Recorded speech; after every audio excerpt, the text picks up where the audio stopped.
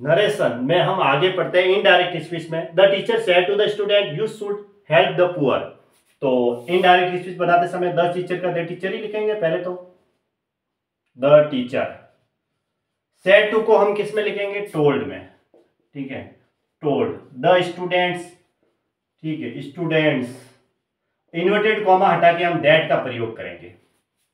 अब यहां यू है, यू होता है सेकेंड पर्सन, यू मतलब तुम सेकेंड, तो सेकेंड पर्सन ऑब्जेक्ट के अकॉर्डिंग चेंज होगा। यहाँ वर्ब के बाद ऑब्जेक्ट क्या है? The students. स्टूडेंट्स प्लूरल है ना कि सिंगुलर। स्टूडेंट के पीछे एस लगा हुआ है तो प्लूरल है, तो फिर इसके लिए नॉमिनेटिव केस क्या लगेगा? वे, यानी कि दे का प्रयोग होगा। देम इसका ऑब्जेक्टिव केस होता है तो दे का प्रयोग करेंगे, दे शुड। ठीक है, और शुड है तो शुड तो ऑलरेडी लिखा हुआ है, शुड ही है, नहीं तो हम सेल का शुड करते हैं। शुड हेल्प द पुअर, है ना। ठीक है, अब अगला, they said it might rain yesterday. तो दे सेड का तो दे सेड ही लिखेंगे, दे सेड। देखो इट क्या है? थर्ड पर्सन है। आई, मैं फर्स्ट, यू तुम सेकंड और बाकी सब थर्ड है, तो इट थर्ड पर्सन है। थर्ड पर्सन में हम नो चेंज करेंगे, इट का इट ही लिखेंगे। और माइट ऑलरेडी लिखा हुआ है, नहीं तो मे का माइट होता है। माइट, रेन, रेन का रेन लिखेंगे, क्योंकि मॉडर्न माइट के बाद वर्ब की फर्स्ट फॉर्म ही आएगी। यस्टरडे को या तो द प्रीवियस डे लिखो या द डे बिफोर लिखो, तो द प्रीवियस डे लिख दो, द प्रीवियस डे। ये क्या होता है? इसका इनडायरेक्ट स्पीच। ही सेड का ही सेड लिखेंगे इनडायरेक्ट स्पीच बनाते समय। ही सेड, इन्वर्टेड कॉमा हटा के दैट का प्रयोग करेंगे। यहाँ आई है, आई का मतलब मैं होता है, यानी मैं फर्स्ट पर्सन सब्जेक्ट के अकॉर्डिंग चेंज होता है। सब्जेक्ट यहाँ पे क्या है? प्रोनाउन ही है, तो ही लिख दो।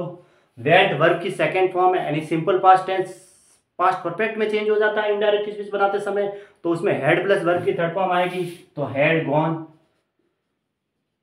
टू पटना।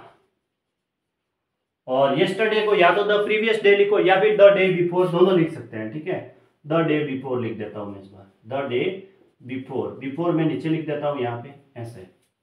ठीक है, Dinesh said the girl was dancing. Dinesh said का दिनेश सेड ही लिखेंगे, है ना, दिनेश सेड। इन्वर्टेड कॉमा हटा के दैट का प्रयोग करेंगे।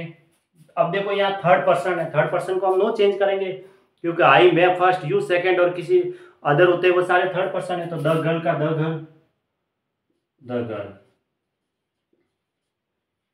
वाज डांसिंग है, पास्ट कंटिन्यूस टेंस को पास्ट परफेक्ट कंटिन्यूस टेंस में चेंज करेंगे, तो हैड बीन लगाया जाएगा, had been dancing.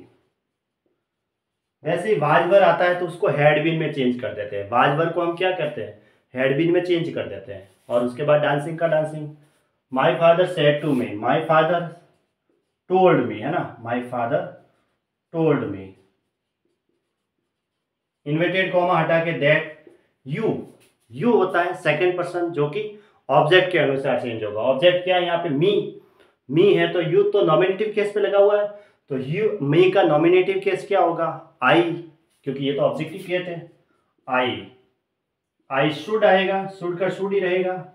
Help, help है ना, हेल्प द रिच। ओके, ऐसे। He said to me you were reading the Ramayana, तो he told me, said to को हम टोल्ड में कन्वर्ट करेंगे, टोल्ड मी। इन्वर्टेड कॉमा हटा के दैट का प्रयोग करेंगे। यू, यू क्या है?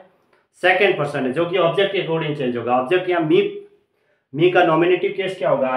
आई के साथ तो सिंगल है तो वाज आएगा, तो वाज, देखो वर रीडिंग लिखा हुआ है तो वाज वर हैड बीन में चेंज हो जाता है इनडायरेक्ट स्पीच में, तो इसको हैड बीन चेंज कर दो, had been reading the Ramayan, है ना, रामायण। ये हो गया ऐसे। Dinesh said to me I had been writing a letter for 2 hours, तो दिनेश टोल्ड मी, है ना। सेड टू को हम किस में कन्वर्ट करेंगे? इनडायरेक्ट स्पीच बनाते समय टोल्ड में। इन्वर्टेड कॉमा की जगह हम दैट का प्रयोग करेंगे। आई होता है फर्स्ट पर्सन, तो सब्जेक्ट के अकॉर्डिंग चेंज होगा। सब्जेक्ट यहाँ दिनेश है, दिनेश के लिए क्या प्रोनाउन होगा? ही। अब देखो यहाँ हैड बीन राइटिंग है, मतलब पास्ट परफेक्ट कंटिन्यूस टेंस है, तो पास्ट परफेक्ट कंटिन्यूअस टेंस में इनडायरेक्ट स्पीच बनाते समय नो चेंज करते हैं, तो हैड बीन राइटिंग का हैड बीन राइटिंग ही रहेगा, ऐसे had been writing a letter for 2 hours, है ना, फॉर 2 आवर्स, ठीक है, ऐसे इनडायरेक्ट स्पीच बनाने हैं।